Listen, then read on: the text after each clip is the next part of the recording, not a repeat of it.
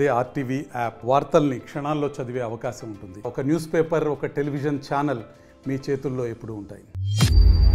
ఇప్పటి వరకు సరిహద్దు అవతల సైన్యం జరిపిన యుద్ధాలనే మీరు చూశారు. కానీ సరిహద్దు లోపల భారత సైన్యం చేసే అతిపెద్ద సైనిక ఆపరేషన్ మీకు చూపించే ప్రయత్నం ఆర్టీవీ చేస్తోంది. ప్రాణాలకు తెగించి వామపక్ష తీవ్ర ప్రభావిత ప్రాంతమైన ఛత్తీస్గఢ్లోని బస్తర్ అడవుల్లోకి ఆర్టీవీ బృందం ప్రవేశించింది. దండకారణ్యంపై ఆధిపత్యం కోసం భద్రతా బలగాలు, మావోయిస్టులు జరుపుతున్నటువంటి సాయుధ యుద్ధంపై ఆర్టీవీ అందిస్తున్న స్పెషల్ రిపోర్ట్.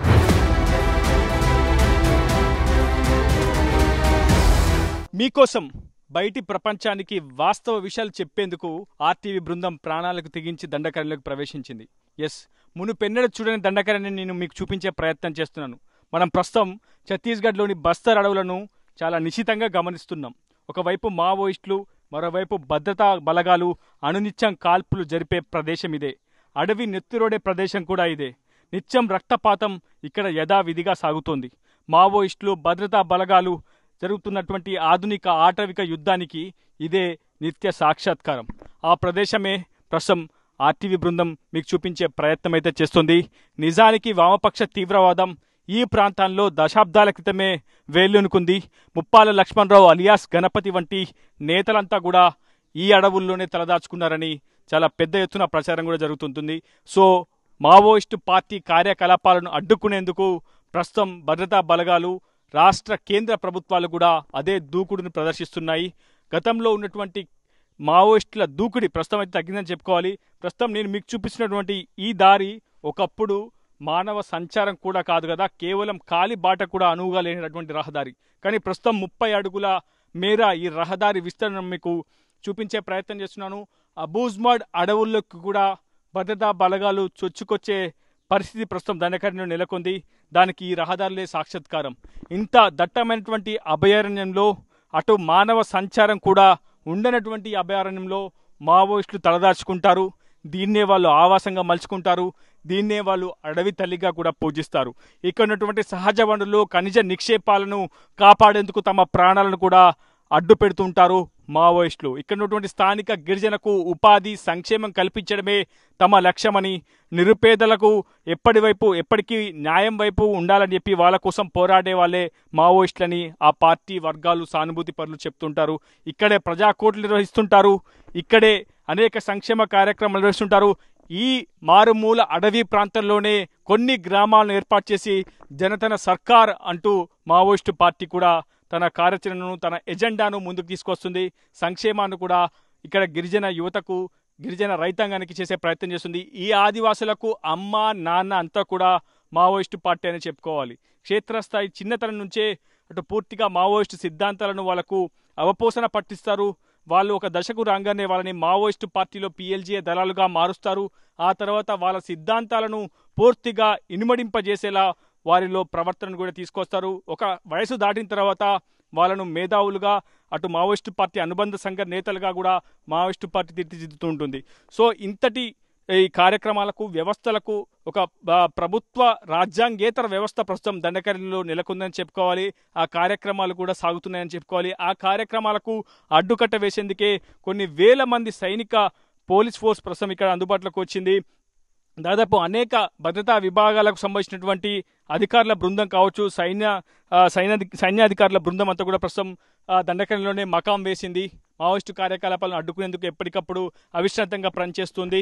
అత్యంత మావోయిస్టు ప్రభావిత తీర ప్రాంతమైనటువంటి జిల్లా అయినటువంటి బీజాపూర్ జిల్లాకు అతి సమీపంలో నేను ఉన్నాను. ప్రస్తుతం ఆ సమీప ప్రాంతంలో ఉన్నటువంటి సిచ్యువేషన్ కూడా మీకు మినిట్ టు మినిట్ చూపించే ప్రయత్నం చేస్తాను.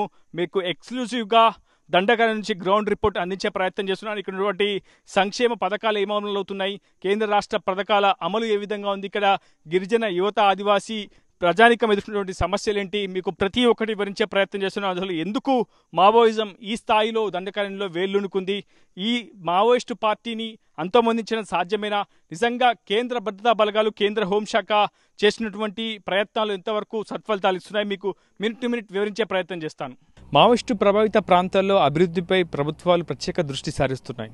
రోడ్ల విస్తరణ, వంతెనల నిర్మాణంపై ప్రధానంగా దృష్టి సారిస్తున్నాయి. ప్రస్తుతం మనం బస్తర్ రేంజ్ అడవుల పరిధిలో ఉన్నటువంటి బీజాపూర్ జిల్లా ధర్మారం బేస్ క్యాంప్ వద్ద ఉన్నాం. ధర్మారం బేస్ క్యాంప్ వద్ద వంతెన నిర్మాణం కోసం భద్రతా బలగాలు అవిశ్రాంతంగా కృషి చేశాయి. ఎట్టకేలకు పైచేయి సాధించాయి మావోయిస్టులపై చెప్పుకోవాలి. ఎందుకంటే ఈ వంతెన నిర్మాణం కోసం ఎంతో కాలంగా భద్రతా బలగాలు శ్రమించాయి. ఎప్పుడు ఈ వంతెన నిర్మాణం ప్రభుత్వాలు చేపట్టాల్సి వచ్చినటువంటి చేపట్టాలని ఆలోచించినా ఖచ్చితంగా మావోయిస్టు కావచ్చు, ఆ పిఎల్జీ దళాలు అడ్డుకునేవి, ఇక్కడ కాంట్రాక్ట్ని బెదిరింపులకు పాల్పడేవి. అదేవిధంగా ఇక్కడ వంతెన నిర్మాణం జరపకుండా ఇక్కడికి సామాగ్రి తరలించినప్పటికీ ఎప్పటికప్పుడు అక్కడ విధ్వంసం చేస్తూ ఈ వంతెన నిర్మాణాన్ని అడ్డుకున్నాయి. చింతవాగుపై ఈ వంతెన నిర్మాణం చేపట్టారు. మనం ప్రస్తుతం చూస్తున్నాం. సుమారు 300 మీటర్ల వరకు ఈ వంతెన నిర్మాణం చేపట్టారు. ఇది అతి కీలకమైనటువంటి వంతెన అనే చెప్పుకోవాలి. బీజాపూర్ జిల్లాలోని ధర్మారం బేస్ క్యాంపు చాలా మావోయిస్టు ప్రభావిత ప్రాంతమైనటువంటి ప్రాంతాల్లో ఒక బేస్ క్యాంపు నిర్మాణం అయితే భద్రతా బలగాలు చేయగలిగాయి. ఈ వాగు గుండానే ఎక్కువగా మావోయిస్టుల రాకపోకలు అటు ఇటు సాగుతూ ఉంటాయి. ధర్మారం బేస్ క్యాంప్ నుంచి కోరగుట్ట వైపు, కోరగుట్ట నుంచి ధర్మారం బేస్ క్యాంప్ వైపు, అంటే ప్రధానంగా తెలంగాణలోకి ఎంటర్ అవ్వాలన్నా కానీ చింతవాగును దాటుకునే మావోయిస్టులు రావాల్సి ఉంటుందని మీకు చాలా స్పష్టంగా అర్థంగా చెప్పే ప్రయత్నం అయితే చేస్తున్నాను. ఏదేమైనప్పటికీ ఈ వంతెన నిర్మాణం కోసం ఆ ప్రభుత్వాలు చాలా స్పష్టంగా ప్రయత్నం చేస్తూ వస్తున్నాయి. జేసీబీలు, అదేవిధంగా లారీలు విస్తృతంగా కనిపిస్తున్నాయి. బస్తర్లో ప్రధానంగా మావోయిస్టు ప్రభావిత ప్రాంతాల్లో అభివృద్ధి కోసం, రోడ్ల విస్తరణ కోసం, సంక్షేమం కోసం, వంతెనల నిర్మాణం కోసం, చెక్ డ్యాంల నిర్మాణం కోసం ప్రభుత్వం పెద్ద మొత్తంలో అయితే ఖర్చు చేస్తుందనేది దీన్ని బట్టి మనకు అర్థమవుతుంది. దాదాపు కొన్ని సంవత్సరాల పాటు శ్రమించి ఈ వంతెన నిర్మాణాన్ని భద్రతా బలగాల సహకారంతో ఇక్కడ రాష్ట్ర ప్రభుత్వం చేయగలిగిందనే చెప్పుకోవాలి. ఈ పక్కనే ధర్మారం బేస్ క్యాంప్ ఉంటుంది.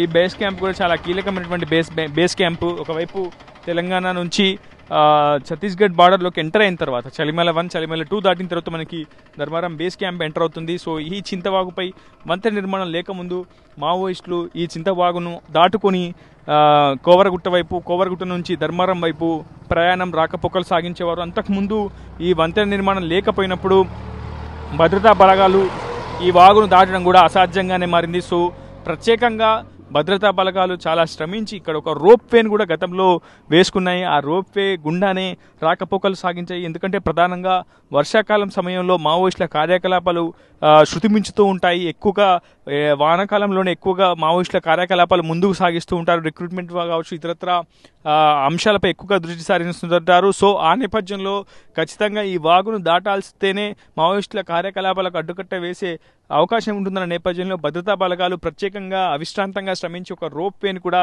ఏర్పాటు చేసుకున్నాయి. ఆ రోప్ వే గుండానే రాకపోకలు సాగించాయి. అది ఒక భద్రతా బలగాలు సాగించినటువంటి ఒక అతిపెద్ద విజయంగా కూడా మనం చెప్పుకోవాల్సి ఉంటుంది. ఏదేమైనా ఛత్తీస్గఢ్లోని మావోయిస్టు తీవ్ర ప్రభావిత ప్రాంతాల్లో రోడ్ల అభివృద్ధి, వంతెన నిర్మాణం కోసం ప్రభుత్వం చేపడుతున్నటువంటి కార్యక్రమాలు మాత్రం సత్ఫలితాలు ఇస్తున్నాయి. ప్రస్తుతం అటు ప్రయాణికులకు కావచ్చు, ఇతరత్ర గిరిజన ఆదివాసీ సమూహాలకు రాకపోకలు సాగించేందుకు ఇది అతిపెద్ద సులువైనటువంటి మార్గంగా మారింది.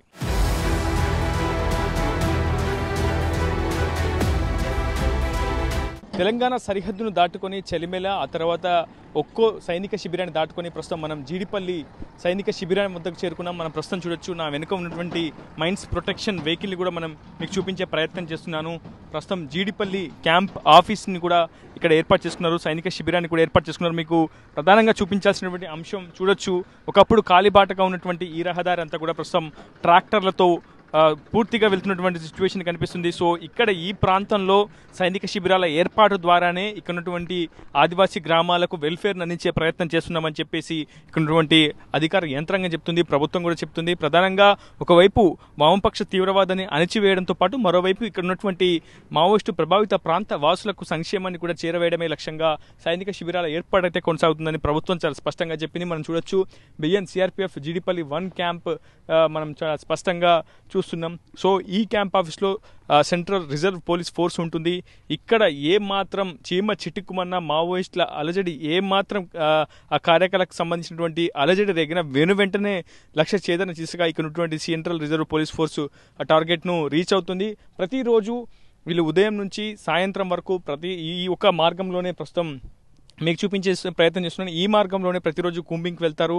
ఎక్కడ కూడా చిన్న అలజడి రేగినా వెంటనే ప్రతిస్పందించేందుకు సెంట్రల్ రిజర్వ్ పోలీస్ ఫోర్స్ ఎప్పుడు సిద్ధంగా ఉంటుంది. అయితే మీకు చూపించే ప్రయత్నం చేస్తున్నాం. చాలా టైట్ సెక్యూరిటీతో ఈ క్యాంపు నిర్మించారని చెప్పుకోవాలి. ఇక్కడ నుంచి మనం ప్రధానంగా తెలంగాణ సరిహద్దు దాటగానే చలిమెల 1, చలిమెల 2 మనకి సైనిక శిబిరాలు దర్శనమిస్తాయి. ఆ తర్వాత ధర్మాన దర్శనమిస్తుంది. ఆ తర్వాత జీడిపల్లి 1, ఆ తర్వాత జీడిపల్లి 2 కూడా దర్శనమిస్తుంది. ఆ తర్వాత కొర్కాటాకు సంబంధించినటువంటి క్యాంప్ కూడా దర్శనమిస్తుంది. మనం చాలా స్పష్టంగా చూస్తున్నాం.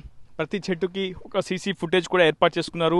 ప్రధానంగా మావోయిస్టులు మెరుపు దాడులకు పాల్పడే అవకాశం ఉంటుందన్న సమాచారంతో ఎప్పటికప్పుడు భద్రతా బలగాలు కూడా కొన్ని టాక్టిక్స్తో ప్రతిస్పందిస్తూ ఉంటుంది. చాలా టైట్ సెక్యూరిటీని కూడా ఇక్కడ ఏర్పాటు చేశారు. మనం ప్రస్తుతం చూడొచ్చు, ఎవరు కూడా లోపలికి ప్రవేశించే పరిస్థితి ఉండదు.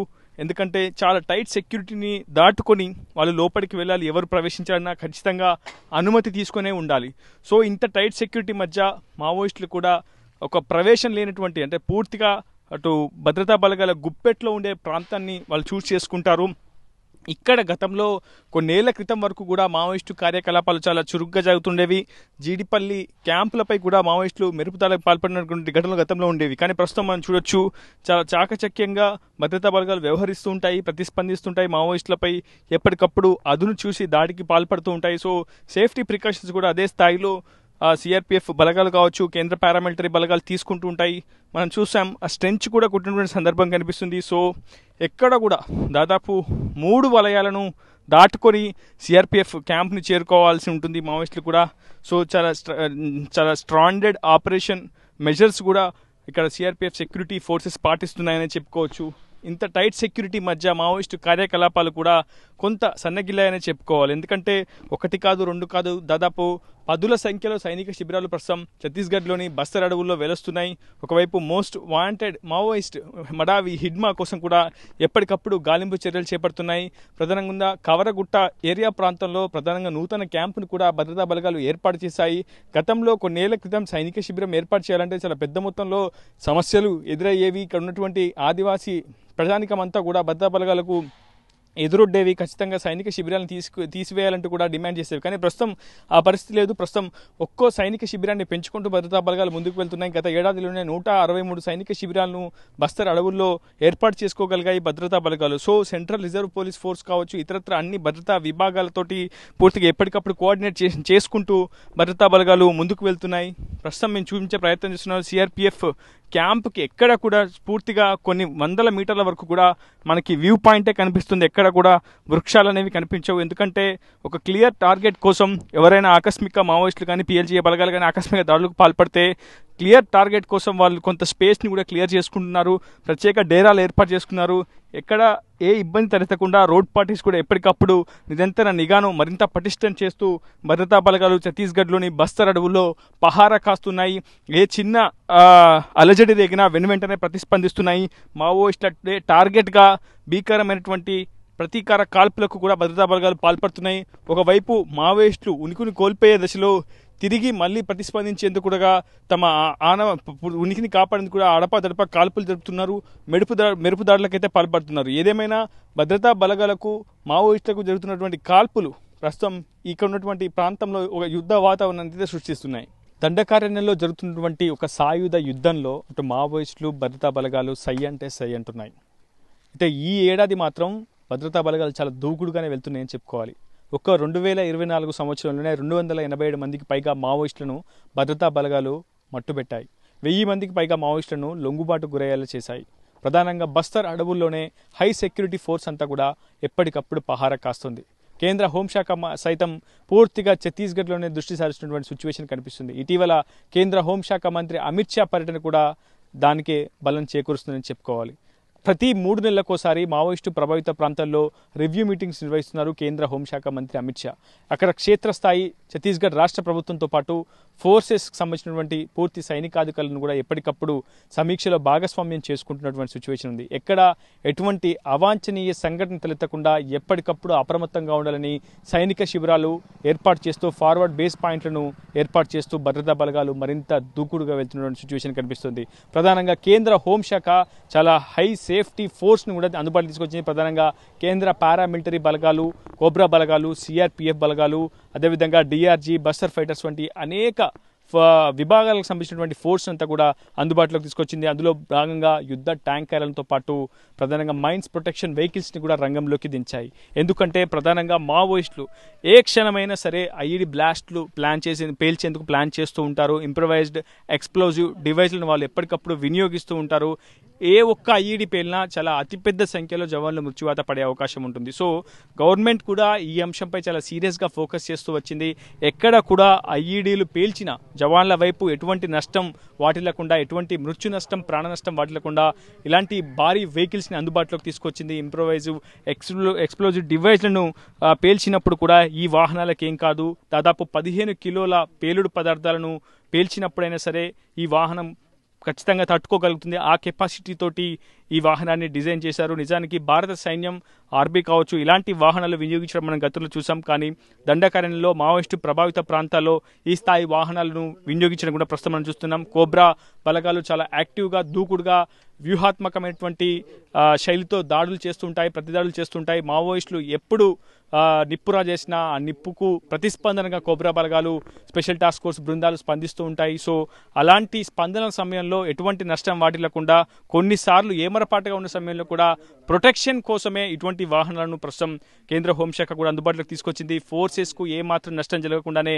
ఇలాంటి వాహనాలు తీసుకొచ్చింది. నిజానికి 2023 సంవత్సరంలో మావోయిస్టులు భద్రతా బలగాలపై జరిపిన కాల్పుల్లో ఎక్కువగా జవాన్లే మృత్యువాత పడ్డారు. కానీ గడిచిన ఏడాది మాత్రం కేవలం స్వల్ప సంఖ్యలో జవాన్లు మృత్యువాత పడితే అధిక సంఖ్యలో అంటే సుమారు 280 మందికి పైగా మావోయిస్టులను సెక్యూరిటీ ఫోర్సెస్ అంతం చేయగలిగాయి. ఇది భారత ప్రభుత్వానికి, కేంద్ర హోంశాఖకు అతిపెద్ద విజయంగా భావిస్తున్నాయి. సో సెక్యూరిటీ ఫోర్సెస్లో యంగ్ ఫోర్సెస్ కూడా ఎక్కువగా ఉన్నట్టు మనకు చాలా స్పష్టంగా అర్థమవుతుంది. ప్రతి 10 మందిలో చాలా దూకుడుగా Bastar fighters, DRG, special task force, cobra, CRPF బలగాలు ముందుగా ఆపరేషన్ విజయవంతం చేయడంలో చాలా కీలకమైనటువంటి పాత్ర పోషిస్తాయి. ఈ వాహనంలో ప్రధానంగా మొత్తం 10 మంది జవాన్స్ వెనుక కూర్చుంటారు.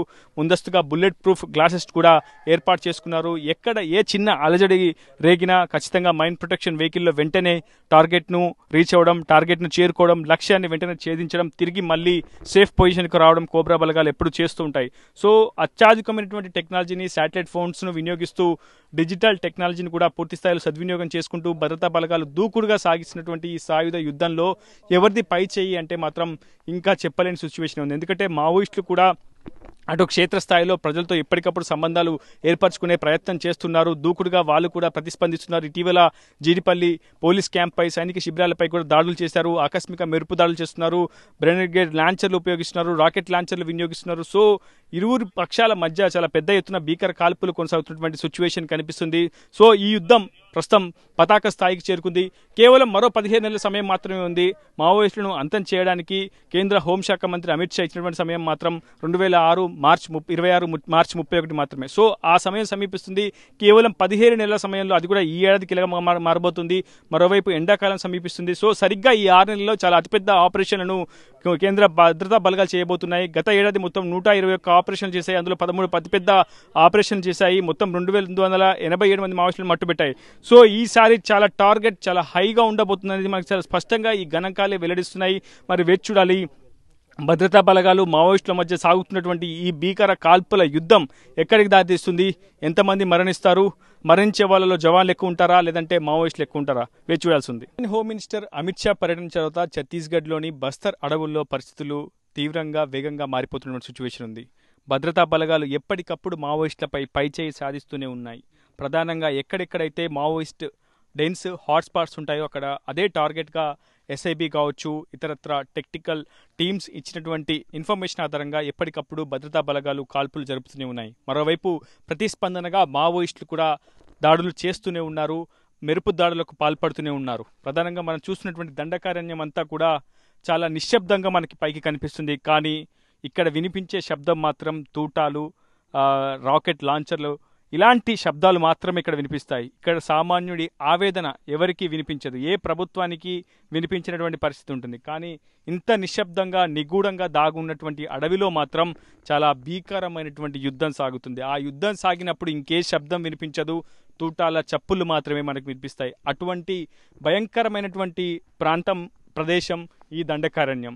ఎక్కడ అంబుష్లు పన్నుతారో తెలియదు, ఎక్కడ బూబీ ట్రాప్స్ ఉంటాయో తెలియదు.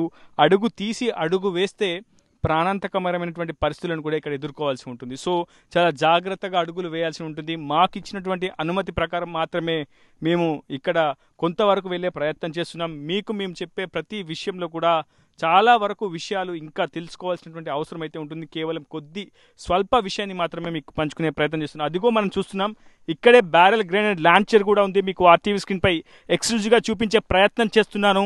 ఇదే బ్యారెల్ గ్రెనేడ్ లాంచర్ మావోయిస్టులు భద్రతా బలగాల మధ్య జరిగినటువంటి కాల్పుల్లోనే దీన్ని యూజ్ చేసి ఉంటారని మనకు చాలా స్పష్టంగా అర్థమవుతుంది. సో మనం చాలా స్పష్టంగా చూడొచ్చు, ఇది చాలా యూజ్ చేసినటువంటి వెపన్. ఇంత లేటెస్ట్ బ్యారెల్ గ్రెనేడ్ లాంచర్ కొన్ని మావోయిస్టు పిఎల్జిఏ బలగాల్లో పిఎల్జిఏ బెటాలియన్ నెంబర్ 1 కావచ్చు, పిఎల్జిఏ బెటాలియన్ నెంబర్ 6 ఇటువంటి బ్యారెల్ గ్రెనేడ్ లాంచర్లను ఎక్కువగా వినియోగిస్తూ ఉంటుంది. ఇది లేటెస్ట్ వెపన్ అనే చెప్పుకోవాలి. ఎందుకంటే మనం చూస్తున్నాం, ఒకసారి ఈ బ్యారెల్ గ్రెనేడ్ లాంచ్ చేస్తే దాదాపు కొన్ని సంఖ్యల్లో ఎవరైనా సరే మృత్యువాత పడే అవకాశం ఉంది. అయితే ఇది ఎవరు వినియోగించారని మాత్రం మనకు తెలియాల్సి అయితే ఉంది. దీని మీద 51mm అంటూ ఒక కోడ్ని కూడా మనం చూడొచ్చు, చాలా స్పష్టంగా ODR అంటూ కూడా చూడొచ్చు. BLG barrel grenade launcher. So ఇక్కడ మందుగుండు సామాగ్రి ఉంటుంది. మనం చాలా స్పష్టంగా చూస్తున్నాం. ఈ రాకెట్ లాంచర్ని లాంచ్ చేసిన తర్వాత ఒక్కసారిగా ఇది బ్లాస్ట్ అయిపోతుంది. తర్వాత ఇది పూర్తిగా ఇట్లా పడిపోయి ఉంది ఈ సిచ్యువేషన్లో. సో ఎక్కడైనా సరే ఇలాంటి మనకి ఆర్మ్స్ కనిపించే అవకాశం ఉంటుంది. ఇలాంటి బ్యారెల్ గ్రెనేడ్ లాంచర్లను రెగ్యులర్గా ఇక్కడ దండకారణ్యంలో వినియోగిస్తూ ఉంటారు. మావోయిస్టులు కావచ్చు, ప్రధానంగా బేస్ క్యాంపులపై FOBలపై దాడులు చేసేటప్పుడు మావోయిస్టులు ఎక్కువగా ఈ రాకెట్ లాంచర్లు వినియోగిస్తున్నారని మనకి భద్రతా బలగాలు చెప్తున్నాయి. అదేవిధంగా భద్రతా బలగాల నుంచి కూడా రాకెట్ లాంచర్లు తమపై వినియోగిస్తున్నారంటూ మావోయిస్టు దళాలు కూడా ఎక్కువగా ప్రచారం చేస్తున్నటువంటి సిచ్యువేషన్ ఉంది. సో ఎవరు వినియోగించాలనే అంశం పక్కకు పెడితే ఈ స్థాయిలో విధ్వంసం దండకారణ్యంలో జరుగుతుందన్న దానికి ప్రస్తుతం మీరు చూసినటువంటి ఆ బ్యారెల్ గ్రెనేడ్ లాంచరే సాక్షాత్కారం అని చెప్పుకోవాలి. సో ఇన్ని విపత్కరమైనటువంటి పరిస్థితులను దాటుకొని మనం ముందుకు వెళ్తున్నాం.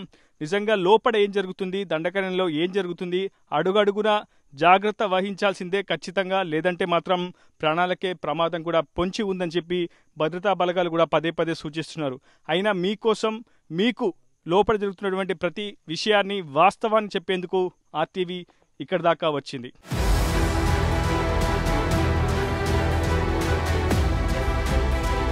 తెలంగాణ రాష్ట్రం తిప్పాపురం గ్రామ సరిహద్దును దాటుకొని ఛత్తీస్గఢ్లోకి RTV బృందం ప్రవేశించింది. దాదాపు కొన్ని కిలోమీటర్ల సుదూర ప్రయాణం చేసి ప్రస్తుతం జీడిపల్లి 2 క్యాంపు వద్దకు మనం చేరుకున్నాం. సరిగ్గా 3 రోజుల క్రితం ఈ క్యాంపుపై మావోయిస్టులు మెరుపు దాడికి పాల్పడినట్టు మనకు సమాచారం ఉంటుంది. అందులో ఒక 5 జవాన్లు కూడా తీవ్రంగా గాయపడినట్లు మనకి సమాచారం కూడా ఉంది. ఈ ప్రాంతం అంతా కూడా పూర్తిగా మావోయిస్టు తీవ్ర ప్రభావిత ప్రాంతం. ఇక్కడ అభివృద్ధి అనేది ఎక్కడ కూడా కనిపించదు. కేవలం విద్యుత్ సరఫరా కూడా కనిపించదు. ఎక్కడ కూడా ప్రతి ఇంటికి కూడా ఒక సోలార్ ప్యానెల్తో మాత్రమే విద్యుత్ సరఫరా అందుతుంది. వీరికి అందించవలసినటువంటి కనీస మౌలిక వసతులు కూడా ఎక్కడ కూడా మనకి కనిపించినటువంటి సిచ్యువేషన్. ప్రస్తుతం మీకు చూపించే ప్రయత్నం చేస్తున్నాను. ఇక్కడ మా కెమెరామెన్ నాగేంద్రబాబు మీకు చూపించే ప్రయత్నం చేస్తున్నాడు. అక్కడ సరిగ్గా అమరవీరుల స్తూపం ఉండేది. కానీ ఇటీవల అటు మావోయిస్టుల ప్రాబల్యం ఉన్నటువంటి అనేక చోట్ల అమరవీరుల స్తూపాలను భద్రతా బలగాలు కూల్చివేస్తూ వస్తున్నాయి. ప్రస్తుతం మనం చూస్తున్నాం, ఒక ఆదివాసీ మహిళ ఒక భారీ బిందెను ఎత్తుకొని నీటిని తోడ్కెళ్తున్నటువంటి సిచ్యువేషన్ కూడా మీకు చూపించే ప్రయత్నం చేస్తున్నాం. అక్కడ సిచ్యువేషన్ చాలా దారిద్ర్య రేఖకు దిగువ ఉన్నటువంటి ఆదివాసీ గిరిజన గ్రామాలు ఇవన్నీ కూడా. దాదాపు చాలా పిల్లల్లో పౌష్టికాహార లోపం చాలా స్పష్టంగా కనిపిస్తుంది. మావోయిస్టు ప్రభావిత ప్రాంతాల్లో వైద్య సేవలు కూడా ఎక్కడ కనిపించినటువంటి పరిస్థితి. విద్యుత్ సరఫరా కావచ్చు, ఇతరత్ర ఏ సంక్షేమ కూడా ఇక్కడ అమలు కానిటువంటి సిచ్యువేషన్ ఉంది. ఒకవైపు మావోయిస్టులకు భద్రతా బలగాలకు మధ్య భీకర కాల్పులు మధ్య నిజంగా జనజీవడం నరకానికి దగ్గరగా ఉన్నట్లే ఉంటుంది. ఎందుకంటే ఎప్పుడు ఎటువైపు నుంచి ఎవరు కాల్పులు చేస్తారో తెలియదు. ఆ కాల్పుల్లో దురదృష్టవశాత్తు మరణిస్తే అది ఇన్ఫార్మర్ల కోటలోకి వెళ్తుందా, లేదంటే మావోయిస్టుల కోటలోకి వెళ్తుందా, లేదంటే ఏ కోటలోకి వెళ్తుంది, తమకు న్యాయం ఎవరు చేస్తారంటూ కూడా ఈ జనజీవనం సామాజిక స్థితిగతులన్నింటినీ కూడా మనల్ని ప్రశ్నిస్తూ ఉంటాయి నిత్యం కూడా. సో మనం ఇక్కడ ఉన్నటువంటి సిచ్యువేషన్ మీకు చూపించే ప్రయత్నం చేస్తున్నాను. ప్రతి ఇంటికి 100 మీటర్ల దూరం చాలా స్పష్టంగా కనిపిస్తుంది. ఒక గ్రామంలో కేవలం 20-30 ఇళ్ళు మాత్రమే ఉంటున్నాయి. ఎక్కడ కూడా ఒక్క కావరగుట్ట ఏరియా ప్రాంతంలోనే సుమారు 100 ఇళ్ళు ఉన్నాయి. అక్కడ కూడా ఒక పోలీస్ క్యాంపును ఏర్పాటు చేసుకున్నారు. ప్రతి కిలోమీటర్కి ఒక సైనిక శిబిరాన్ని భద్రతా బలగాలు ఏర్పాటు చేసుకుంటున్నాయి. మావోయిస్టు కార్యకలాపాలను అడ్డుకట్ట వేయడంలో ఫార్వర్డ్ బేస్ ఆపరేషన్ పాయింట్లే చాలా కీలకం అని చెప్పి కేంద్ర హోంశాఖ కూడా భావిస్తుంది. సైనిక చర్యలో చాలా కీలకంగా కూడా ఈ ఎఫ్ఓబి పాయింట్లు, సైనిక శిబిరాలే కీలకమని చెప్పి ఎక్కువ సంఖ్యలో సైనిక శిబిరాలను ఏర్పాటు చేస్తూ భద్రతా బలగాలు ముందుకు వెళ్తున్నాయి.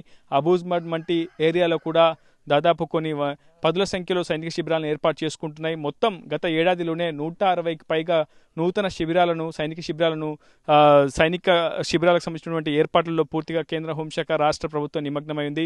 Deputy CM Vijay Sharma, Chhattisgarh CM Vishnudev Sai ఎప్పటికప్పుడు మావోయిస్టు ప్రభావిత ప్రాంతాల్లో సైనిక చర్యల గురించి కావచ్చు, ఇతరత్ర వాటి గురించి ఆరా తీస్తున్నారు. ప్రభుత్వం మునుపెన్నడూ లేని విధంగా కేంద్ర హోంశాఖ, కేంద్ర ప్రభుత్వం, రాష్ట్ర ప్రభుత్వం మావోయిస్టు ప్రభావిత ప్రాంతాల్లో తీసుకొచ్చినటువంటి సంక్షేమం, అభివృద్ధి అనేక అంశాలపై సమగ్ర దృష్టి సారిస్తుంది. ఎప్పటికప్పుడు కేంద్ర ప్రభుత్వానికి కూడా నివేదిక అందిస్తుంది.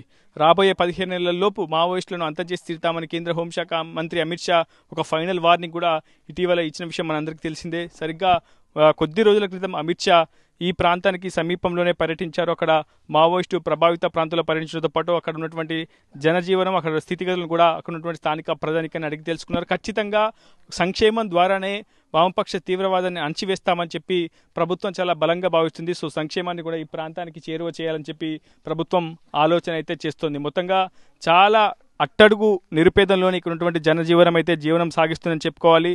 నిజానికి మావోయిస్టులు చాలా బలమైనటువంటి శక్తిగా ఎదగడానికి ఈ ప్రాంతం చాలా అనుకూలమైనదని చెప్పుకోవాలి. ఇక్కడ ఉన్నటువంటి సామాజిక అసమానతలు కావచ్చు, దారిద్ర్య రేఖకు దిగువ ఉన్నటువంటి కుటుంబాలనే మావోయిస్టు పార్టీ మిలిషియా సభ్యులుగా మార్చుకుంది. ఇక్కడ పూర్తి స్థాయిలో వాళ్ళ సిద్ధాంతాల వైపు ఆకర్షితులు చేసే ప్రయత్నం చేసింది. సో అటు ఇక్కడి నుంచి ఛత్తీస్గఢ్ కేంద్రంగా, ప్రధానంగా బస్తర్ రేంజ్ కేంద్రంగానే పూర్తిగా దండకారణ్యం వ్యాప్తంగా మావోయిస్టు పార్టీ కార్యకలాపాలను ముందుకు తీసుకువెళ్తూ కూడా చాలా పెద్ద ఎత్తున కార్యకలాపాలకు చేసుకుంటుంది. ఒకవైపు బీజేపీ ప్రధానంగా టార్గెట్ చేస్తూనే మావోయిస్టు పార్టీ ఇప్పుడు కొంత దుందుకుడుగా వ్యవహరిస్తుందని చెప్పుకోవాలి. ఎందుకంటే ప్రస్తుతం సైనిక చర్యలు కావచ్చు, ఇక్కడ జరుగుతున్నటువంటి మావోయిస్టులు భద్రతా బలగాలు జరుగుతున్నటువంటి ప్రతి ఒక్క కాల్పులకు భద్రతా బలగాలు, బీజేపీ ప్రభుత్వమే కారణమని చెప్పి కూడా మావోయిస్టు పార్టీ చాలా స్పష్టంగా లేఖలు కూడా విడుదల చేసినటువంటి ఉంది. మావోయిస్టు పార్టీ అగ్రనేతలంతా కూడా బస్తర్ రేంజ్ పరిధిలోనే ఉన్నారన్న ఒక ప్రచారం కూడా జరుగుతుంది. సో సైనిక శిబిరాలను ఎక్కువగా ఏర్పాటు చేయడం ద్వారానే పూర్తిగా మావోయిస్టు కార్యకలాపాలకు అడ్డుకట్ట వేయగలమని చెప్పి భద్రతా బలగాలు భావిస్తున్నాయి. భద్రతా బలగాలు చేసినటువంటి వ్యూహాత్మకమైనటువంటి దాడుల్లో గడిచిన 5 ఏళ్లలో సుమారు 57 మంది మావోయిస్టు పార్టీ అగ్రనేతలు కూడా మృత్యువాత పడటం మనకు సమాచారం అయితే అందుతుంది. మొత్తంగా దాదాపు మనం చూస్తున్నాం, ప్రతి రహదారిని కూడా డబల్ రోడ్ చేసే ప్రయత్నం చేస్తున్నారు. ఒకప్పుడు కాలిబాటగా ఉన్నటువంటి రహదారులు ప్రస్తుతం విస్తరణ దిశగా మనం చూస్తున్నటువంటి సిచ్యువేషన్ ఉంది. ట్రాక్టర్లు ప్రయాణిస్తున్నారు, ట్రాక్టర్లు నడుస్తున్నాయి ఈ దారులలో. ఒకప్పుడు కాలినడకకు కూడా అనుకూలంగా లేనటువంటి ఈ బాటలో ప్రస్తుతం ట్రాక్టర్లు, భారీ వాహనాలు, లారీలు, జేసీబీలు వంటి అత్యాధునికమైనటువంటి వాహనాలన్నీ కూడా ఇప్పుడు ప్రస్తుతం ఈ దండకారణ్యంలో నడుస్తున్నటువంటి సిచ్యువేషన్ ఉంది. ప్రస్తుతం మీకు ఇక్కడ ఉన్నటువంటి స్థానిక పరిస్థితిని కళ్ళకు కట్టేలా చూపించే ప్రయత్నం చేస్తున్నారు. ఇక్కడ ఉన్నటువంటి ఒక గిరిజన మహిళ ఇంకా కర్రలు కొడుతూ ఆమె కడుపు నింపుకున్నటువంటి సిచ్యువేషన్ ఉంది. ప్రస్తుతం మీకు అది కూడా చూపించే ప్రయత్నం చేస్తున్న ఇక్కడ ఉన్నటువంటి దారిద్ర్యం ఏ స్థాయిలో ఉంది.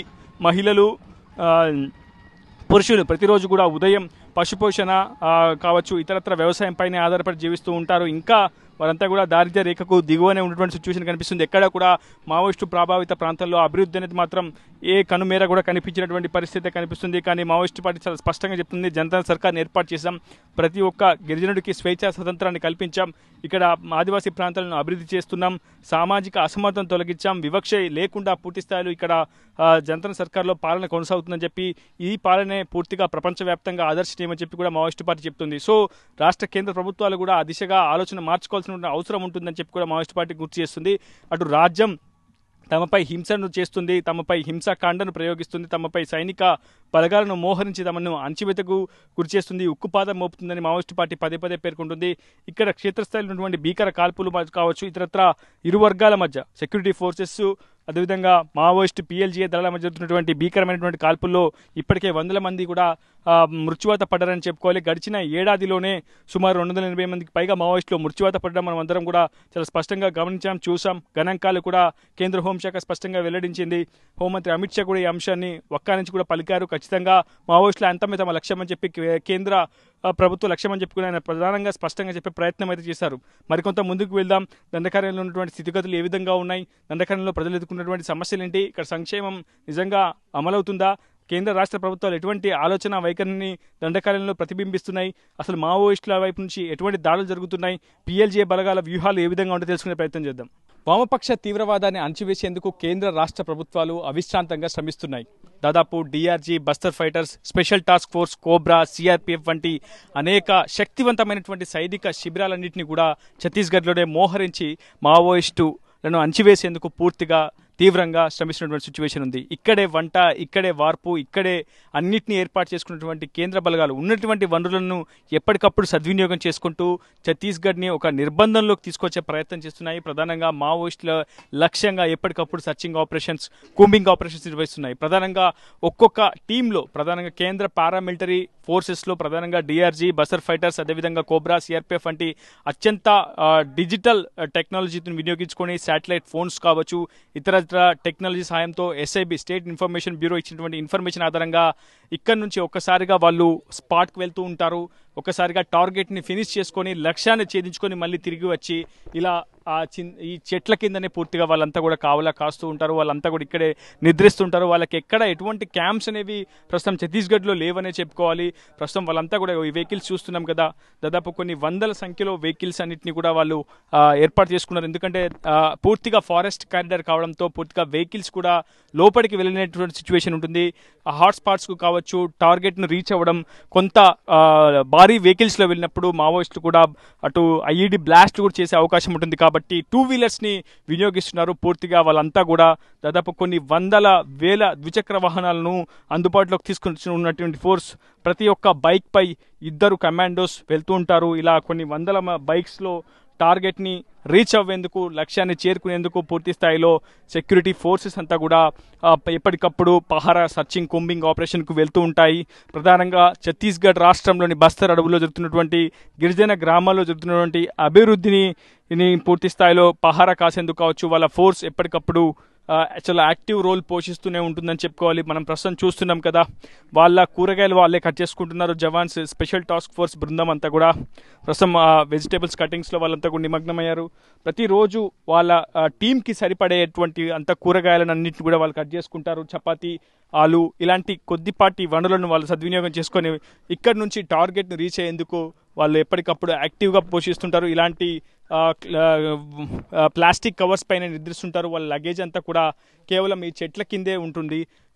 కొన్ని చోట్ల ఒక్కోసారి వర్షాలు కావచ్చు, ఇతరత్ర సమస్యలు ఎదురైతే మాత్రం పక్కనే ఉన్నటువంటి గుడిసెల్లో కూడా వెళ్ళి తలదాచుకునే ప్రయత్నం సెక్యూరిటీ ఫోర్సెస్ చేస్తుంది. చాలా కష్టతరమైనటువంటి పని అని చెప్పుకోవాలి. నిజానికి ఒకవైపు మావోయిస్టులు ఏ విధమైనటువంటి కష్టాలను ఎదుర్కొంటారో జవాన్లు కూడా దండకారణ్యంలో అంతకంటే ఎక్కువ కష్టాలను ఎదుర్కొంటున్నారని చెప్పుకోవాలి. ఎందుకంటే అటు ఉన్నతాధికారులు వచ్చినటువంటి ఆదేశాల మేరకు ఎప్పటికప్పుడు యాక్టివ్గా ఉండాల్సి ఉంటుంది. ఏ క్షణమైనా స్టేట్ ఇంటెలిజెన్స్ బ్యూరో కావచ్చు ఇన్పుట్ని అందిస్తే వెంటనే టార్గెట్ని రీచ్ అయ్యేందుకు వాళ్ళు సంసిద్ధంగా ఉండాల్సినటువంటి అవసరం ఉంటుంది. సో ప్రస్తుతం ప్రతి ఒక్క చోట కూడా ఫార్వర్డ్ బేస్ పాయింట్లను భద్రతా బలగాలు ఏర్పాటు చేసుకుంటున్నాయి. సైనిక శిబిరాలను ఏర్పాటు చేసుకుంటున్నాయి. ప్రతి కిలోమీటర్కి ఒక సైనిక శిబిరాన్ని ఏర్పాటు చేసుకొని దండకారణ్యంలోని మావోయిస్టు ప్రభావిత ప్రాంతాల్లో భద్రతా సిబ్బంది చాలా దూకుడుగా, చాలా వ్యూహాత్మకంగానే పూర్తి స్థాయిలో వాళ్ళ కార్యకలాపాలను ముందుకు తీసుకెళ్లే ప్రయత్నం చేస్తున్నారు. మావోయిస్టు కార్యకలాపాలకు అడ్డుకట్ట వేసే ప్రయత్నం చేస్తున్నారు. దండకారణ్యంలో దశాబ్ద కాలంగా వేళ్లూనుకున్న వామపక్ష తీవ్రవాదాన్ని అణచివేయడం సాదాసీదా పని కాదు. దీనికోసం దాదాపు ప్రభుత్వం వేల కోట్ల రూపాయల సంక్షేమాన్ని ఈ ప్రాంతాల్లో వెచ్చించాల్సి ఉంటుంది. ప్రస్తుతం ప్రభుత్వం కూడా అదే వ్యూహాన్ని, అదే పథకాన్ని కూడా అమలు చేస్తోంది. ప్రధానంగా రహదారుల విస్తరణ, ప్రజల సంక్షేమం, గిరిజనులకు సంబంధించినటువంటి వారికి అందవలసినటువంటి లబ్ధి, అనేక అంశాలకు సంబంధించి ప్రభుత్వం సీరియస్గా దృష్టి సారిస్తోంది. అయితే ప్రధానంగా మావోయిస్టు కార్యకలాపాలకు అడ్డుకట్ట వేయడం అనేది చాలా కీలకమైనటువంటి సమస్యగా భద్రతా బలగాలకు ప్రభుత్వానికి మారాయని చెప్పుకోవాలి. ఎందుకంటే వాళ్ళు ఏర్పరచుకున్నటువంటి వ్యవస్థ చాలా క్షేత్రస్థాయి వరకు కూడా ఉండడంతో అటు భద్రతా బలగాలకు మావోయిస్టులు ఎవరిని అనేది గుర్తించడం చాలా కీలకమైనటువంటి సమస్యగా మారింది. ఎందుకంటే సెంట్రల్ కమిటీ నుంచి మొదలుకుంటే క్షేత్రస్థాయి ఏరియా కమిటీ మెంబర్స్ వరకు కావచ్చు, మిలీషియా మెంబర్స్ కావచ్చు, చాలా పెద్ద ఎత్తున ప్రజల మాదిరిగానే మావోయిస్టులు కూడా ప్రజల్లో మిళితమయ్యే కొన్ని బహిరంగంగా వాళ్ళు కావచ్చు, అంతర్గతంగా కొన్ని సీక్రెట్ సర్వీస్ ఏజెంట్స్గా కూడా పనిచేస్తుంటారు. కొంతమంది క్షేత్రస్థాయిలో మిలీషియా ఏజెంట్లుగా పనిచేస్తున్నటువంటి పరిస్థితి ఉంటుంది. సో ఫార్వర్డ్ బేస్ ఆపరేషన్స్ వాళ్ళకు కూడా ఉంటాయి. వాళ్ళు కూడా అన్నిటికీ సిద్ధపడే ఉంటారు. టెక్నాలజీ విషయంలో కూడా వాళ్ళు వ్యక్తిగతంగానే పూర్తి స్థాయిలో ఆ టెక్నాలజీని సమకూర్చుకుంటారు, ఆయుధ సామాగ్రి కూడా సమకూర్చుకుంటారు. ఇలాంటి ఏరియాలోనే ప్రస్తుతం మనం ఉన్నటువంటి ఏరియాలోనే మావోయిస్టులు ఎక్కువగా సమావేశం అవుతుంటారు, ప్రజా కోర్టు నిర్వహిస్తుంటారు. ఎవరైతే తప్పు చేశారో వాళ్ళకి ప్రజా కోర్టులో శిక్షలు కూడా విధిస్తుంటారు, కొన్నిసార్లు మరణ శిక్షలు కూడా విధిస్తుంటారు. గ్రామంలో ఎవరైనా సరే భద్రతా బలగాలకు సమాచారం ఇచ్చినా, తమ కార్యకలాపాలకు సంబంధించినటువంటి ఏదైనా కీలకమైనటువంటి నిగూఢ సమాచారాన్ని అందించినా వాళ్ళపై మరణ శిక్ష కూడా విధించే అవకాశం ఉంటుంది. అది కూడా ప్రజా కోర్టులో తీసుకున్నటువంటి నిర్ణయం ప్రకారం అత్యంత కిరాతకంగా అటు పిఎల్జీఏ బలగాలు కావచ్చు, ఉన్నటువంటి ఏరియా కమిటీలు ఇన్ఫార్మర్లను తీవ్రంగా హత్య చేస్తున్నటువంటి సందర్భాలు కూడా అనేకంగా చూస్తూ ఉంటాం. సో ఇంత పెద్ద వ్యవస్థను నడిపిస్తున్నటువంటి మావోయిస్టు పార్టీ ఇదే ఏరియాలో కొంతకాలం క్రితం వరకు కూడా జనతా సర్కార్ను మెయింటైన్ చేస్తూ వచ్చింది. కానీ ప్రస్తుతం ఆ పరిస్థితి లేదు. ఒక్కొక్కరిగా జనతా సర్కార్ గ్రామాలన్నీ కూడా తిరిగి ప్రభుత్వం ఆ స్వాధీనంలోకి, భద్రతా బలగాల ఆధీనంలోకి వచ్చేసినటువంటి సిచ్యువేషన్ ఉంది. సెంట్రల్ కమిటీ మెంబర్స్లో ప్రధానంగా 17 మంది సభ్యులతో కూడినటువంటి మావోయిస్టు పార్టీ కమిటీ చాలా కీలకమైనటువంటి అగ్రనేతలంతా కూడా ఆ పార్టీలో ఉంటారు. ఆ తర్వాత సెంట్రల్ కమిటీ నుంచి సెంట్రల్ మిలిటరీ కమిషన్, ఆ తర్వాత రీజనల్ బ్యూరో, తర్వాత దండకారణ్య స్పెషల్ జోనల్ కమిటీ, ఆ తర్వాత డిస్ట్రిక్ట్ కమిటీ, తర్వాత డివిజనల్ కమిటీస్, తర్వాత ఏరియా కమిటీస్, ఇలా ప్రతి ఒక్క సబ్ డివిజనల్ దాన్ని ఏర్పాటు చేసుకున్నటువంటి మావోయిస్టు పార్టీ పూర్తిగా తమ కార్యకలాపాలను క్షేత్రస్థాయి వరకు చేరవేసేందుకు, అదేవిధంగా తమ సిద్ధాంతాలను, తమ సైద్ధాంతిక ఆలోచనలు కూడా ప్రజలలోకి చొచ్చించేందుకు పూర్తి స్థాయిలో సమావేశాలు నిర్వహిస్తుంటుంది. ప్రత్యేకంగా వారోత్సవాల పేరిట కూడా ఈ దండకారణ్యంలో పెద్ద ఎత్తున జరుగుతూ ఉంటాయి. గతంలో కొద్ది కాలం క్రితం ఇక్కడ ఏ అభివృద్ధిని కూడా చేయాలనగానే ప్రభుత్వాలు చాలా ఇబ్బందికరమైనటువంటి పరిస్థితులు ఎదురయ్యాయి. కానీ ప్రస్తుతం ఒక్కొక్క అభివృద్ధి కార్యక్రమం కావచ్చు, ఒక్కొక్క సంక్షేమ పథకాన్ని రాష్ట్ర ప్రభుత్వాలు అమలు చేసేందుకు తీవ్రంగానే శ్రమిస్తున్నాయనే చెప్పుకోవాలి.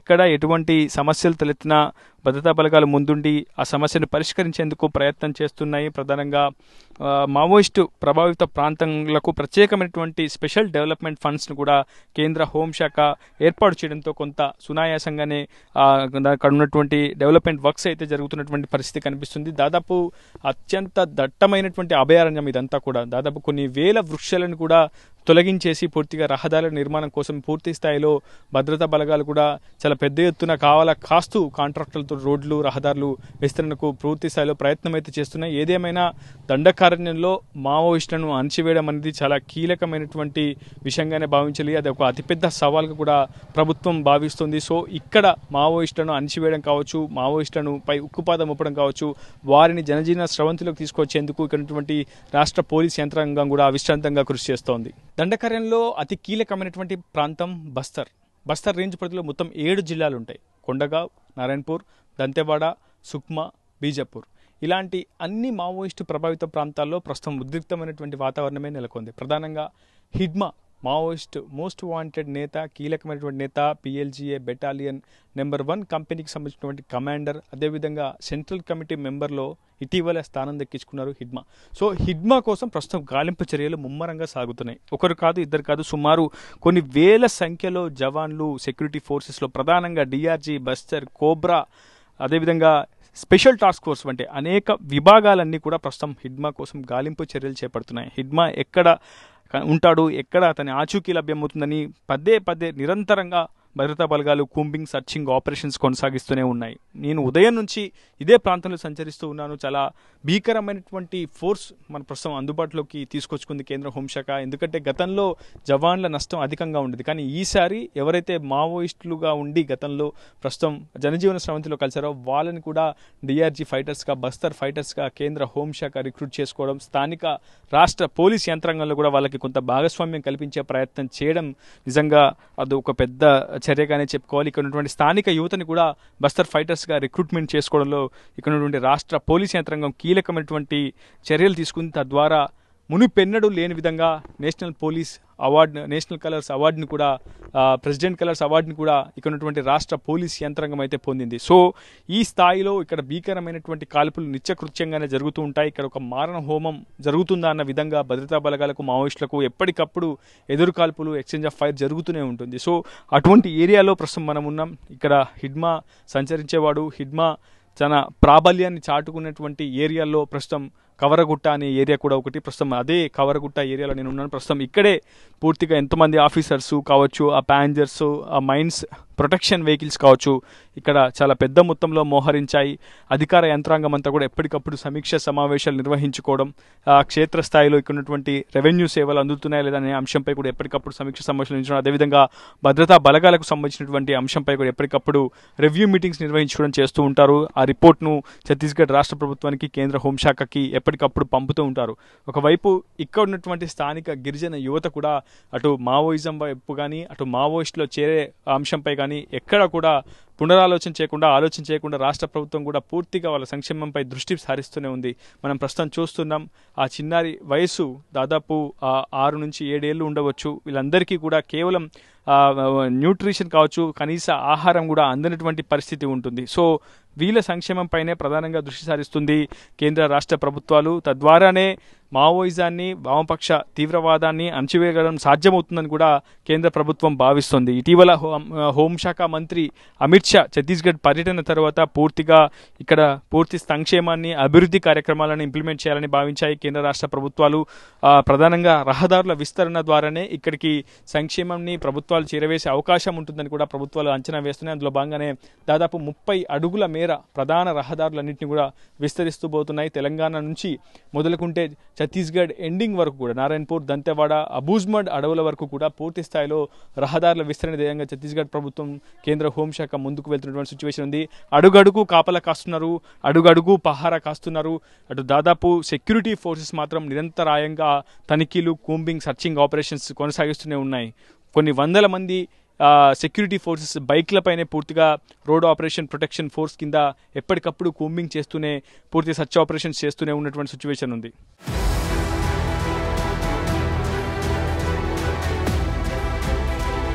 వామపక్ష తీవ్రవాదాన్ని అణచివేసేందుకు కేంద్ర రాష్ట్ర ప్రభుత్వాలు బహుముఖ వ్యూహాన్ని అమలు చేస్తున్నాయనే చెప్పుకోవాలి. ప్రధానంగా ఛత్తీస్గఢ్లోని బస్తర్ అడవుల్లో విద్యపై సమగ్ర దృష్టి సారిస్తున్నాయి ఛత్తీస్గఢ్ రాష్ట్ర ప్రభుత్వంతో పాటు కేంద్ర ప్రభుత్వం. ప్రధానంగా క్షేత్రస్థాయిలో అటు గిరిజన యువత కావచ్చు, చిన్నారులు కావచ్చు, చిన్నారి దశ నుంచే అటు మావోయిస్టు భావజాలంపై కావచ్చు, సిద్ధాంతం వైపు మళ్లకుండా వాళ్ళని పూర్తిగా విద్యపై సమగ్ర దృష్టి సారించేలా పూర్తి స్థాయిలో విద్యాలయాలు నిర్మిస్తున్నాయి.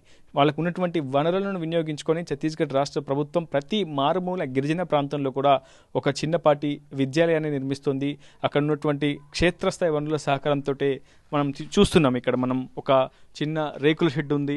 పూర్తిగా ఇక్కడ ఉన్నటువంటి దుంగలనే ఆవాసంగా మార్చుకొని ఒక చిన్నపాటి స్కూల్ని, బహిరంగ స్కూల్ అని అనుకోవచ్చు, దీన్ని నిర్మించారు. ఇక్కడ ఉన్నటువంటి గిరిజన గ్రామ పెద్దల సహకారంతో భద్రతా బలగాలు. ప్రస్తుతం మనం చూస్తున్నాం ABCDలు అంటే చిన్నారి విద్యార్థులకు ఇక్కడ ఒక విద్యను అందించే ప్రయత్నం ఇక్కడ ఉన్నటువంటి ప్రభుత్వాలు కావచ్చు, ఇక్కడ ఉన్నటువంటి సెక్యూరిటీ ఫోర్సెస్ సహకారంతో చేస్తున్నట్టు మనకు చాలా స్పష్టంగా అర్థమవుతుంది. నిజానికి ఇది ఒక చాలా అతిపెద్ద ఇనిషియేటివ్ అనుకోవాలి. నిజంగా ప్రస్తుతం మనం ఉన్నటువంటి కవరగుట్ట ప్రాంతం అంతా కూడా మావోయిస్టుల ఇలాకానే చెప్పుకోవాలి. మావోయిస్టులకు ఇది ఒక కంచుకోటగానే చెప్పుకోవాలి. సో ఇటువంటి హాట్స్పాట్స్ ఏరియాల్లో అటు భద్రతా బలగాలు ఈ స్థాయిలో మోహరించడం కావచ్చు, రాష్ట్ర కేంద్ర ప్రభుత్వాలు విద్యాలయాలను, సంక్షేమ పథకాలను ఇక్కడ అమలు చేయాలని, ఇక్కడ అభివృద్ధి చేయాలని భావించడంతో కొంత ఉద్రిక్తమైనటువంటి వాతావరణం నెలకొంది. అయినప్పటికీ క్షేత్రస్థాయిలో విద్యను అందించే లక్ష్యంతో చిన్నారులకు విద్యాలయాలను నిర్మించి ఇక్కడ ఉన్నటువంటి వనరులను అనుకూలంగా మలుచుకున్నటువంటి సెక్యూరిటీ ఫోర్సెస్, ఇక్కడ ఉన్నటువంటి అధికార యంత్రాంగం అంతా కూడా వాళ్ళకి చిన్నారులకి పాఠశాలగా ఒక తీర్చిదిద్దినటువంటి సిచ్యువేషన్ కనిపిస్తుంది. సో తద్వారా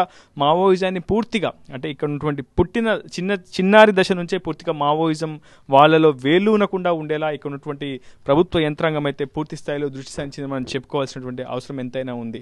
మావోయిస్టు ప్రభావిత ప్రాంతాల్లో ప్రధానంగా సంక్షేమంపై కేంద్ర ప్రభుత్వం దృష్టి సారిస్తుంది. ప్రధానంగా అత్యంత మావోయిస్టు తీవ్ర ప్రభావితమైనటువంటి ఛత్తీస్గఢ్ రాష్ట్రంలోని బస్తర్ అడవుల్లోని అనేక గిరిజన గ్రామాల్లో వైద్య ఆరోగ్య సేవలను కల్పించేందుకు కేంద్ర ప్రభుత్వం ఛత్తీస్గఢ్ రాష్ట్ర ప్రభుత్వం కూడా నిర్ణయం తీసుకుంది. సంక్షేమాన్ని ప్రతి ఇంటికి చేరవేయాలని కూడా ఆలోచన చేస్తుంది. అందులో భాగంగానే వ్యాక్సినేషన్ కార్యక్రమాన్ని కావచ్చు, ప్రధానంగా అక్కడున్నటువంటి ఆదివాసీ గిరిజన గ్రామాల్లో ప్రభుత్వం తరపున అందించాల్సినటువంటి అన్ని సేవలు కూడా అందించే ప్రయత్నం చేస్తుంది. ప్రస్తుతం మనం చూస్తున్నాం చాలా మంది పిల్లలు కూడా పౌష్టికాహారానికి దూరంగా ఎన్నో దశాబ్దాల కాలంగా కూడా జీవనం సాగిస్తున్నారు. వాళ్ళ కుటుంబాలు తాత ముత్తాతల నుంచి ప్రధానంగా ఛత్తీస్గఢ్ లాంటి ఏజెన్సీ ఆదివాసీ గిరిజన ఏరియాలో దండకారణ్యంలో ప్రధానంగా చాలా న్యూట్రిషన్ కొరత చాలా స్పష్టంగా కనిపిస్తుంది. సో అటువంటి పిల్లలకు ప్రతి వ్యాక్సినేషన్ మలేరియా కావచ్చు, ఇతరత్ర ఆరోగ్యానికి సంబంధించినటువంటి అనేక వ్యాక్సినేషన్స్ను కూడా ప్రభుత్వం ఉచితంగా అందజేస్తుంది. వాళ్ళ ఇంటికే పూర్తిగా సంక్షేమాన్ని తీసుకువెళ్లే ప్రయత్నం చేస్తుంది. తద్వారా ఇక్కడ ఉన్నటువంటి ఆదివాసీ గిరిజన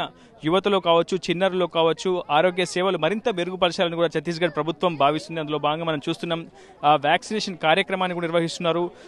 వారికి ప్రతి ఈ ఒక్క చిన్నారికి వాళ్ళకు ఉన్నటువంటి హెల్త్ ప్రొఫైల్ని కూడా ప్రభుత్వం సేకరిస్తుంది. వాళ్ళ ఆరోగ్యం కావచ్చు, వాళ్ళ మంచి చెడు అన్ని కూడా ప్రభుత్వం చూస్తుందని ఒక భరోసాను కూడా ఇక్కడ ఉన్నటువంటి ప్రభుత్వం కల్పించే ప్రయత్నం చేస్తుంది. దానికి సంబంధించినటువంటి ప్రక్రియను మనం చూస్తున్నాం. ఇక్కడ మెడికల్ క్యాంప్ నిర్వహిస్తున్నారు. ప్రధానంగా కవరగుట్ట అనేది చాలా అతిపెద్ద మావోయిస్టు తీవ్ర ప్రభావిత ప్రాంతంగా మనం చెప్పుకుంటాం. సో అటువంటి ఏరియాలోకి ప్రభుత్వ సేవలు అందడం చాలా ఏళ్ల తర్వాతనే సాధ్యమైందని చెప్పుకోవచ్చు. సో అటువంటి పాసిబిలిటీస్ని కల్పిస్తూ రాష్ట్ర ప్రభుత్వం మరింత సంక్షేమాన్ని ప్రజల వద్దకు తీసుకువెళ్లే ప్రయత్నం చేస్తుంది. సో అక్కడ ఉన్నటువంటి వైద్య ఆరోగ్య శాఖ బృందం కావచ్చు, రెవెన్యూ అధికార యంత్రాంగం కావచ్చు, నేరుగా మావోయిస్టు తీవ్ర ప్రభావిత ప్రాంతాల్లో పర్యటించి వారికి అందవలసినటువంటి సేవల్ని కూడా అందిస్తుంది. ఆ మెడికల్ కిట్స్ని కూడా అందుబాటులోకి తీసుకొచ్చారు.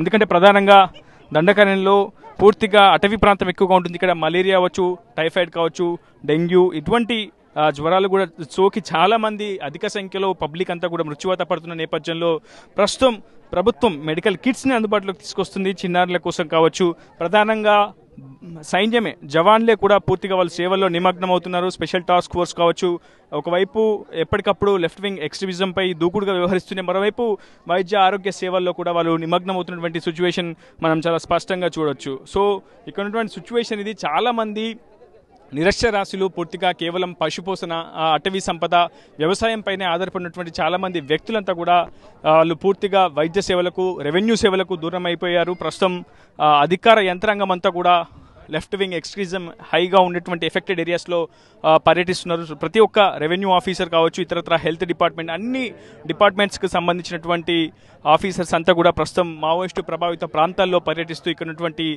ప్రజానికానికి ఆరోగ్య సేవల కావచ్చు విషయంలో కావచ్చు, వైద్య సేవల విషయంలో కావచ్చు, రెవెన్యూ సేవల విషయం కావచ్చు, ప్రధానంగా చాలామంది మావోయిస్టు ప్రభావిత ప్రాంతాల్లో ఆధార్ కార్డ్స్ కావచ్చు, ఓటర్ ఐడీలు లేని వ్యక్తులు కూడా చాలామంది ఉంటారు. సో అటువంటి పరిస్థితి ఎదురవకుండా, ఎందుకంటే నేరుగా ప్రభుత్వ సంక్షేమ పథకాలు లబ్ధిదారులకు వరకు చేరాలంటే వాళ్ళకు అర్హులా కాదని గుర్తించాలి. సో అర్హులుగా గుర్తించాలంటే వాళ్ళకి ఓటర్ ఐడి కావచ్చు, ఆధార్ ఐడి కావచ్చు, ఇటువంటి ప్రతి ఒక్క ఐడి కార్డును కూడా వాళ్ళకి రాష్ట్ర కేంద్ర ప్రభుత్వాలు అమల్లోకి తీసుకొస్తుంటాయి, వాళ్ళకి అందజేస్తుంటాయి. సో అటువంటి ప్రాసెస్కి చాలామంది ఇంకా గిరిజనులు దూరంగా ఉన్నారు. సో ఆ విషయాన్ని కూడా ప్రభుత్వం గుర్తించింది. వారి కోసం రెవెన్యూ సేవల భాగంగా ప్రధానంగా ఒక క్యాంప్ని కూడా ఏర్పాటు చేసి అక్కడ వారికి ఆధార్, రెవెన్యూ ఇటువంటి సేవలు అందించేందుకు పూర్తి స్థాయిలో ఒక స్పెషల్ క్యాంప్ని కూడా నిర్వహించారు. అన్ని శాఖల అధికారులు కూడా ప్రస్తుతం ఇక్కడ అందుబాటులోకి వచ్చినటువంటి సిచ్యువేషన్ ఉంది. ప్రస్తుతం ఇక్కడ సిచ్యువేషన్ మనం చూపించే ప్రయత్నం, మీకు ఆర్టీవీ ఎక్స్ప్లెయిన్ చేసే ప్రయత్నం అయితే చేస్తుంది. కొన్ని కిలోమీటర్ల దూరం ప్రయాణించాం, తెలంగాణ నుంచి ఛత్తీస్గఢ్ చేరుకున్నాం, బస్తర్ అడవుల్లోకి ప్రవేశించాం, ఆ తర్వాత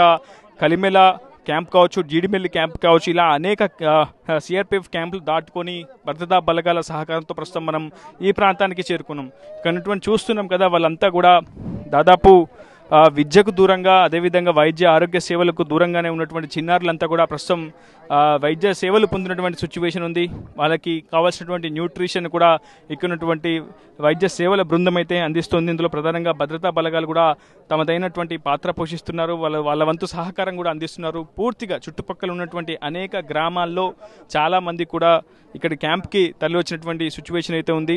పూర్తిగా మనం చూస్తున్నాం కదా, గిరిజనుల పూర్తిగా వాళ్ళకి వెల్ఫేర్ అందించే ప్రయత్నం ప్రభుత్వం చేస్తుంది. ఎక్కువగా భద్రతా బలగాలంతా కూడా ఇక్కడే పహారా కాస్తున్నారు. ఏ క్షణమైనా ఏదైనా విధ్వంసకరమైనటువంటి ఘటనకు మావోయిస్టులు పాల్పడే అవకాశం ఉంటుందనే నేపథ్యంలో భద్రతా బలగాలు కూడా ఇక్కడే ఉండి అనుక్షణం కాపలా కాస్తూ వాళ్ళకి అక్కడ ఉన్నటువంటి స్థానిక యువతకు స్థానిక ప్రజలకు ప్రభుత్వ సేవలను అందించే ప్రయత్నం అయితే చేస్తున్నారు. మొత్తంగా ప్రతి ఒక్కరు కూడా కొంత సంతృప్తి వ్యక్తం చేస్తున్నారు. ఇక్కడ స్థానిక ప్రజాప్రతినిధులు కావచ్చు, ఇతరత్ర వ్యక్తులంతా కూడా ప్రభుత్వం చూపించినటువంటి వైఖరి పట్ల వాళ్ళంతా కూడా సంతృప్తి అయితే వ్యక్తం చేస్తున్నారు. ఇది న్యాయతో రిపోర్టర్ ఉదయ్, RTV, ఛత్తీస్గఢ్ నుంచి.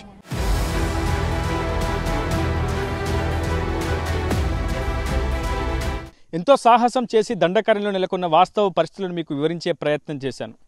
దండకారణ్యంలో జరుగుతున్నటువంటి ఆధునిక అటవీక యుద్ధాన్ని కూడా మీకు వివరించే ప్రయత్నం చేశాను. ప్రధానంగా మావోయిస్టులు భద్రతా బలగాల మధ్య జరుగుతున్నటువంటి భీకర కాల్పులు ఏ స్థాయిలో జరుగుతున్నట్టో సాక్ష్యాలతో సహా మీకు వివరించే ప్రయత్నం చేశాను. ఇంతకీ ఈ ఆధునిక ఆటవిక యుద్ధానికి ముగింపు పలికేదన్నాడు ప్రస్తుతం ప్రతి ఒక్క మేధావి, ప్రతి ఒక్క ప్రజా సంఘాలకు సంబంధించినటువంటి వ్యక్తులంతా కూడా, పౌర హక్కుల నేతలంతా కూడా ఇదే ప్రశ్నను ప్రస్తుతం ప్రభుత్వాలకి వేస్తున్నారు. కానీ ప్రభుత్వం నుంచి సమాధానం రావాల్సి ఉంది. ఒకవైపు శాంతి స్థాపన తామంటే తామే చేస్తామంటూ జరుగుతున్నటువంటి ఈ భీకర యుద్ధానికి ముగింపు పలకాల్సిందే అని దండకారణ్యం వ్యాప్తంగా ఉన్నటువంటి ఆదివాసీ గిరిజన గ్రామాలు కోరుకుంటున్నాయి. ఇంతకీ ఈ పచ్చటి అడవుల్లో నెత్తుటు పారుతున్నటువంటి ప్రాంతాల్లో శాంతి స్థాపన సాధ్యమేనా అంటే మరికొంతకాలం వేచి చూడాల్సి ఉంది.